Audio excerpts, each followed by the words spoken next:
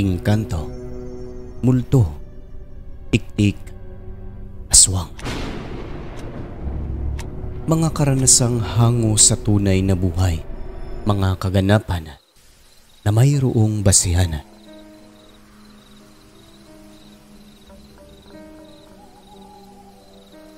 Naniniwala ba kayo na ang mga sanggol nakakaramdam ng presensya ng aswang sa paligid? Sa kwentong ito, matutunghayan ninyo kung paano nakaligtas ang aking nanay at lola sa kapahamakan na dala ng isang aswang. Magandang araw o gabi sa inyong lahat. Ako po muli si Alena at sa pagkakataong ito ay ibabahagi ko naman ang karanasan ng aming nanay noong maliit pa lang siya. Kinuwento lang ito ng kanyang mga magulang o lolo at lola ko dahil ang nanay ko noon ay 2 taong gulang pa lamang. Ang hanap buhay nila lolo ay pagsasaka, pagtatanim ng palay at mga gulay. Nang mga panahon na yon, ang baryo kung saan sila nakatira ay sobrang tahimik pa, bunsod ng walang malapit na kapitbahay. Puro palay lamang ang iyong matatanaw sa kapaligiran. Mayayabong na talahib at mga kakahuyan na gubat pa talaga kung tutuusin. Ang lolo ko ay nagmula sa lahi ng mga aswang. Tama po kayo. May lahi kaming aswang, Sir Alex, hindi lang sa pamilya nila lolo, kundi maging sa mga kamag-anakan nila ay mga lahi rin po ng bangkilan. Pero si lolo, pinili niya na hindi maging aswang kung kaya binata pa lang ay umalis na siya sa kanilang lugar sa Iloilo. Ayaw niya na baka pagdating ng panahon ay siya yung mapiling tatanggap ng binhi ng pagkaaswang ng mga magulang nila. At ayon sa kwento, parang sakripisyo rin daw kay lolo kasi meron silang kapitbahay doon na gusto niyang maging kasintahan noon. Classmate niya ito dati na ang pangalan ay Marisa. May gusto rin sa kanya kaso ang pamilya nito ay lahi rin ng mga aswang na kung tawagin ay gabunan kung kaya hindi niya tinuloy ang mga pagbabalak na yon. Ang gabunan daw kasi sa pamilya ng babae, kung magalit ay grabe, aatake kahit na tirik ang araw. Sa pag-alis ni lolo sa lugar nila ay naintindihan naman daw siya ng buong pamilya. Katunayan, matapos ang ilang taong humiwalay siya sa pamilya at nakipagsapalarang mag-isa sa ibang lugar, matagal daw siyang hinanap ng mga magulang at kapatid. Natagpuan nila si lolo na sa simbahan na nakatira. Kinausap siya hindi tungkol sa usaping aswang kundi bilang mga magulang at pamilyang nangungulila sa kanya. Kaya nang makauwi si lolo, ay sinabihan daw siya ng mga magulang nito na huwag alalahanin yung tungkol sa pagkaaswang sapagkat hindi naman siya ang tatanggap nun. Babaunin daw yun hanggang kamatayan ng mga magulang pagdating ng panahon. Sa pag-uwi na yun ni lolo sa kanila ay meron na siyang kasintahan nun sa bayan kung kaya hindi rin nagtagal ay nagpaalam siya sa mga magulang at kapatid na babalik na sa lugar ng nobya. At ang isang dahilan, meron na rin siyang trabaho sa bayan na ang tumulong para maluklok siya roon ay ang kora paroko ng simbahan kung saan siya naninilbihan dati. Sa paglipas ng panahon, bago na mayapa ang mga magulang ni lolo, hindi raw binaon hanggang kamatayan ang pagkaaswang kundi tinanggap ng isang kapatid ni lolo at sa kamag-anak naman ang isa. Pareho kasing aswang ang nanay at tatay niya. Wala naman pong naging problema tungkol doon. Katunayan, umuuwi si lolo sa kanila kapag may bakanteng araw. Si lolo naman, naging asawa niya si lola at nagkaroon sila ng mga anak. Tanggap din siya ni lola kahit na galing sa pamilyang bangkilan kasi hindi naman lahat ng aswang ay masama. Ayon kay lolo, ang mga aswang ay tulad din ng tao. May masasama, meron ding mabubuti, pero wag mo lang din pakialaman. Wag saktan at paniguradong ikay kikilalaning kaibigan. Katunayan, madalas bumibisita sina lolo at lola sa lugar nila kasama pa ang isang kumpare ni lolo. Samantala, malawak ang lupa nila lola. Simula nung nanghina na ang mga magulang niya, hinati sa magkakapatid ang lupain nila at nagkanya-kanya na sila sa pagtatanim ng palay. Yung lolo ko naman ng mga panahon na yon ay huminto na rin sa trabaho at sila na mismo ni lola ang nanguna sa pag-aasikaso at pagtatanim sa uma. Sa lugar nilang ubod ng tahimik araw man o gabi, normal na lang na makarinig ka ng huni ng tiktik, kuto-kuto at kung ano-ano pang nilalang sa gabi na maihahambing o maihahalin tulad sa nilalang na kung tawagin ay aswang. Alam na alam ng lolo ko ang tungkol dyan kasi nga nagmula sila sa pamilyang aswang. Sa paglipas ng panahon, nagkaroon sila ng 3 anak at ang nanay ko ang pinakabata nung time na mangyari ang pinakamalala at grabing experience nila sa isang aswang. Bali 4 na silang magkakapatid noon, pero ang bunso ay nasa sinapupunan pa ni lola at 3 buwan pa ito. Gaya ng sabi ko kanina, ang lolo namin ay alam kung aswang ba ang dumadaan at humuhuni tuwing gabi. Magmula pa lang nung ipinagbubuntis nila ang pinakaunang anak, may mga aswang na daw talaga na gumagambala sa kanilang bahay tuwing gabi, pero normal na lang daw yun, sabi ni lolo, kasi ganun daw talaga ang mga aswang na kapag nakaamoy ng buntis ay lalapit at aamoy-amoyan, maliban na lang sa mga aswang na talagang gustong mambiktima. Pero sa pagkakaroon nila ng 3 anak, kasama na ang aking inay, hindi naman malala ang naging karanasan nila. Yung lolo ko, may alam po yun kung papaano itaboy ang mga aswang sa pamamagitan lamang ng pagsasalita. Minsan kinakausap daw niya ang aswang sa labas ng bahay. Nasa iba na lang mga aswang dahil lahi din sila ng aswang. Nakikinig naman daw ang nilalang. Umaalis din ito, kaya sa una hanggang 3 pagbubuntis ni lola hanggang sa pagpanganak ay wala silang naging malalang problema sa aswang. May bumibisita man, pero aalis din agad kapag kakausapin na ni lolo. Hoy ikaw, aswang ka, aswang din kami, kaya umalis ka dito pagkapareho lang tayo. Maririnig na lang ni lolo at lola, umaalis talaga ang aswang. Hanggang sa may isang pangyayari noon na talaga namang halos ikakamatay ni lola. Hindi sila makapaniwala na sa tanghaling tapat ay aatakihin siya ng aswang na sinasabing lahi ng mga gabunan. Nang araw na yon ay maaga pang gumawi si lolo sa taniman. Masipag ang lolo ko, pero may mga pagkakataong napapagalitan siya ni lola dahil kinakalimutan ang tanghalian. Kung minsan kasi, umuwi ito ng 1:00 na ng hapon. Sinasabihan daw siya ni lola na magbaon na lang para ay hindi na umuwi ng tanghali. Pero ayaw niya dahil gusto niya talagang umuwi para makita si lola at si nanay lagi. Tapos babalik na naman sa taniman pagsapit ng dapit hapon.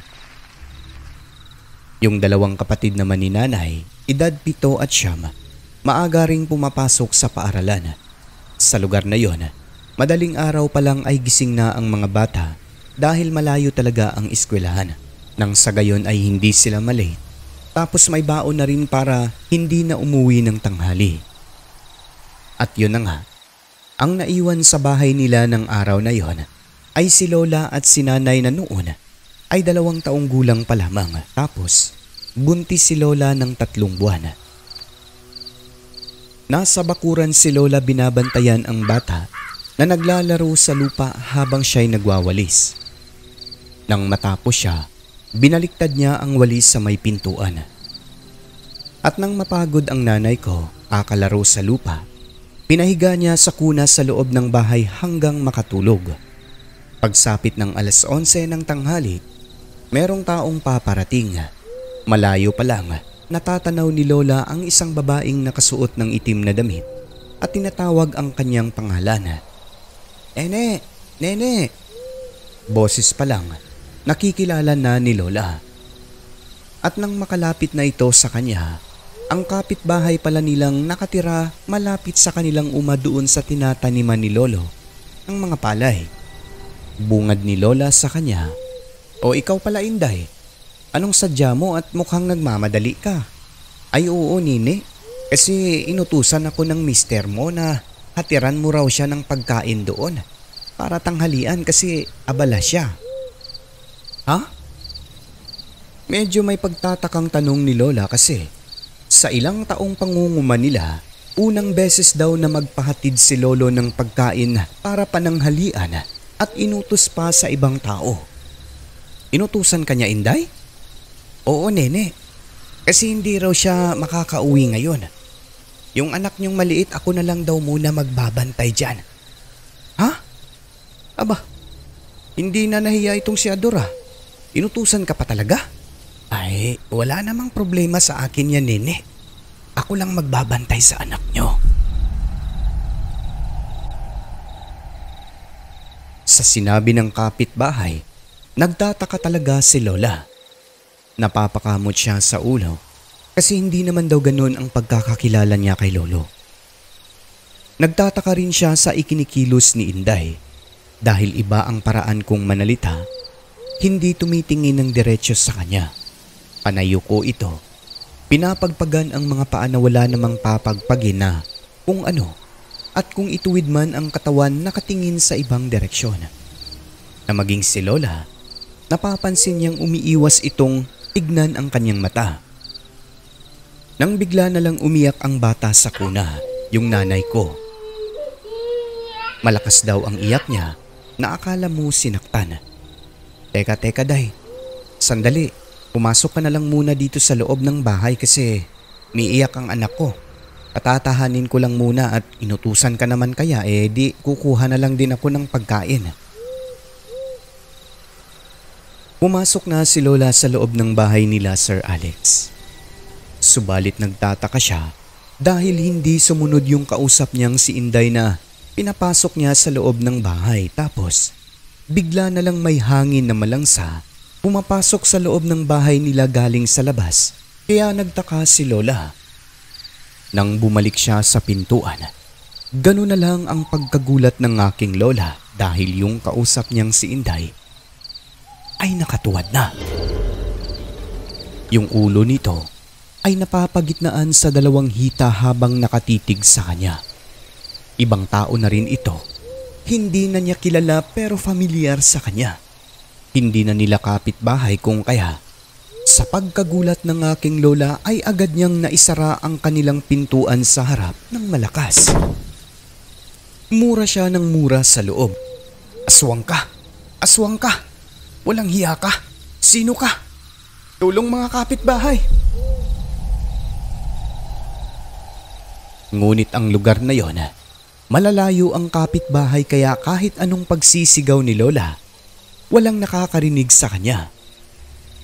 Pero nagbabaka sakali siya noon na may taong mapapadaan doon at makarinig sa kanyang pagsisigaw ng tulong. Yung bata naman o nanay ko na nasa kuna, walang tigil ito sa kakaiyak kaya kinarga na siya ni Lola habang sumisigaw na may aswang.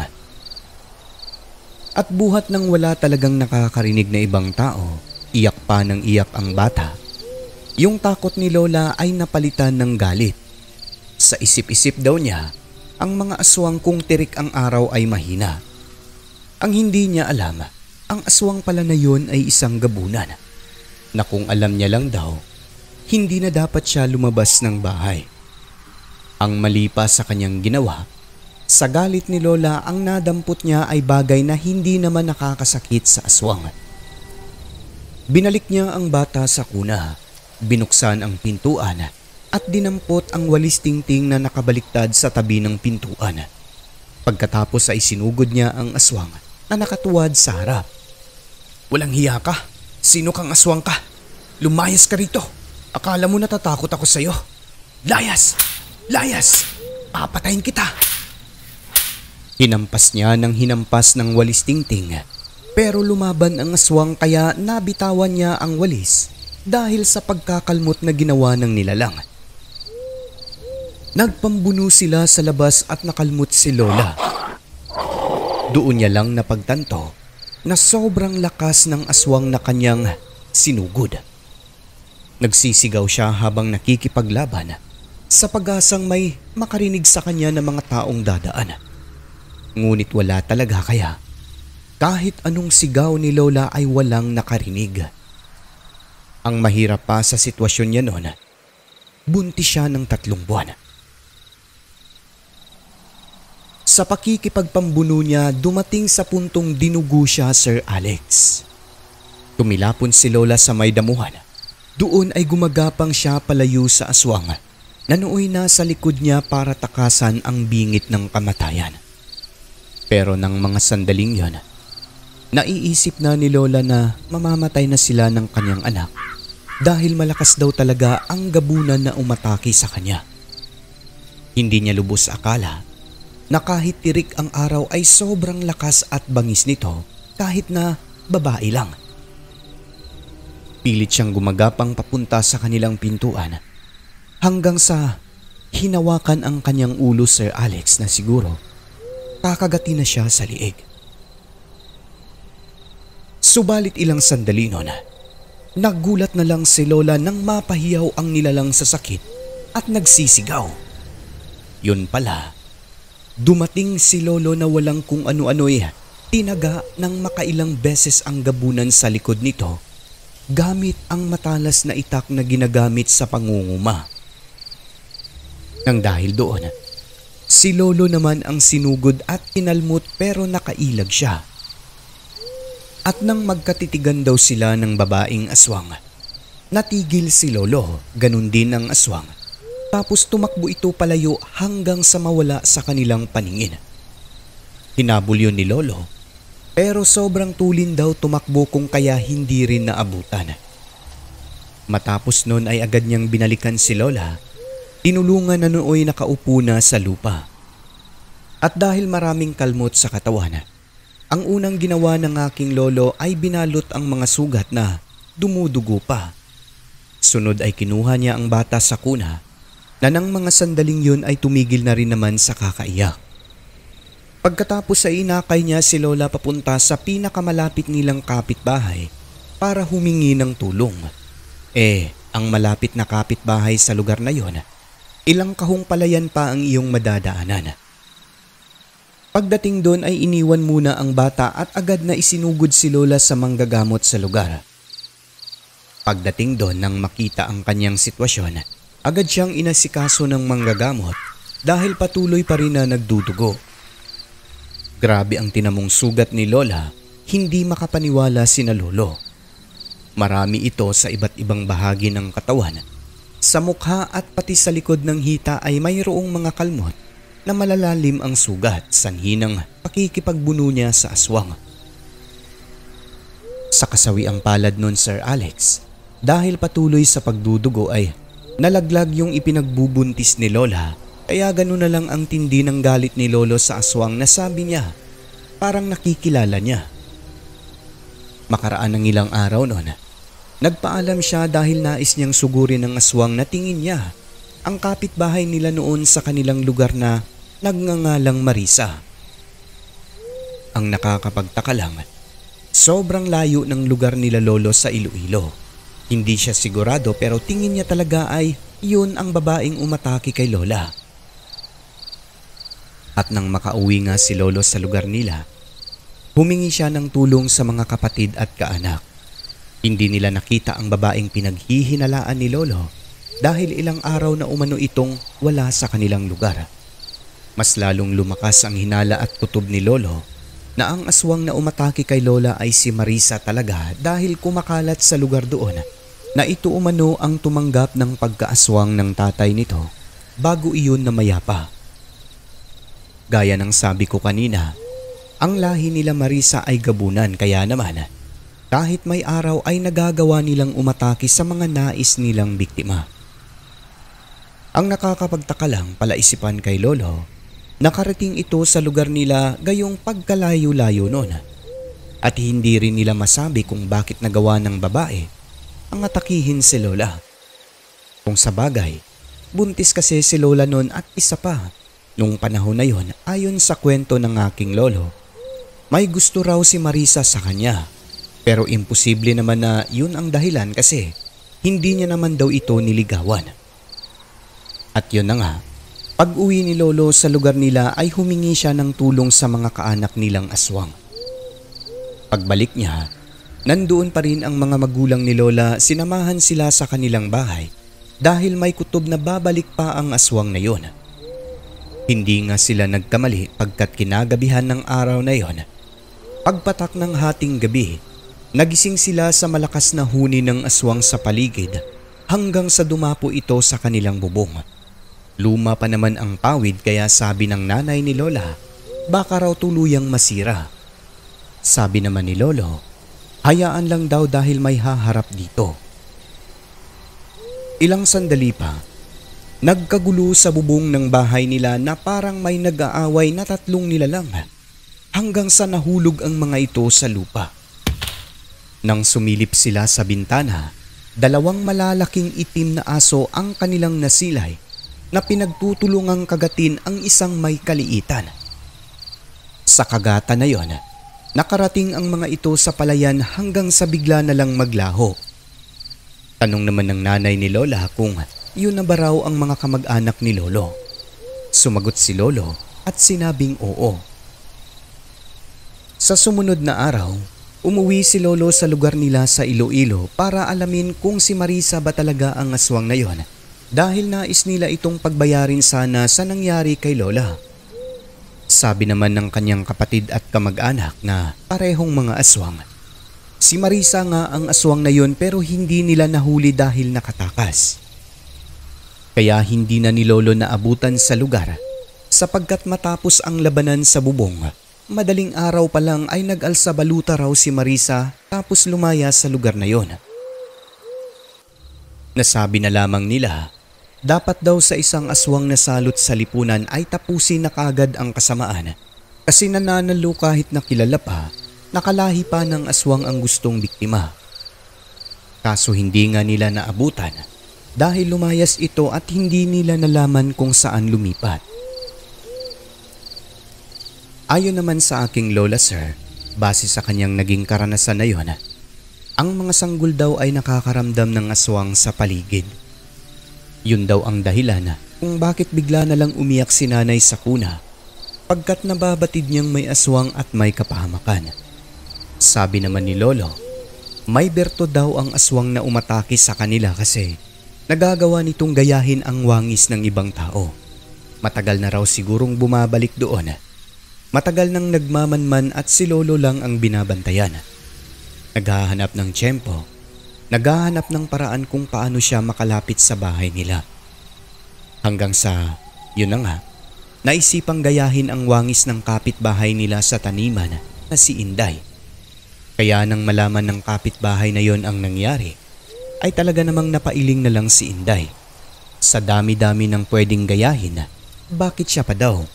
Siguro anito, naglalagi rin daw sa kanila ang aswang na yon kaya nasunod ang kanyang wangis.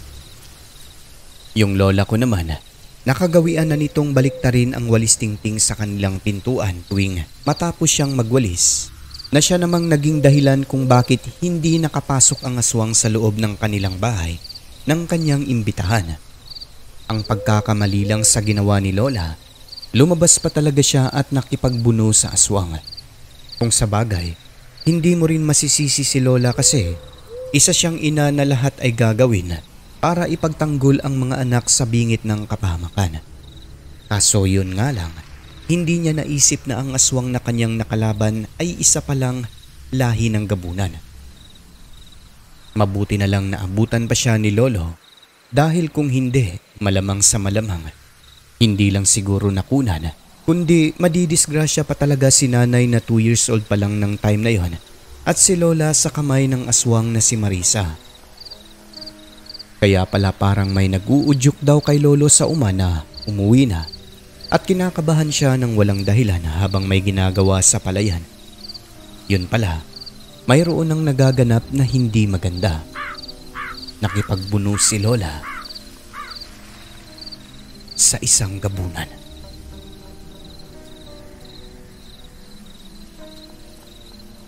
At dito na po magwawakas ang kwento ng aking lolo at lola Sir Alex kasama ang aking inay. Hanggang sa muli, Alena ng Iloilo.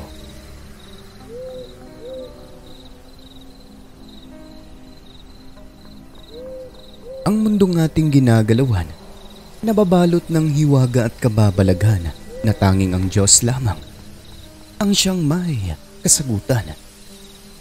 Ako po si Alex at ito ang Southern Mindanao Creepy Experience.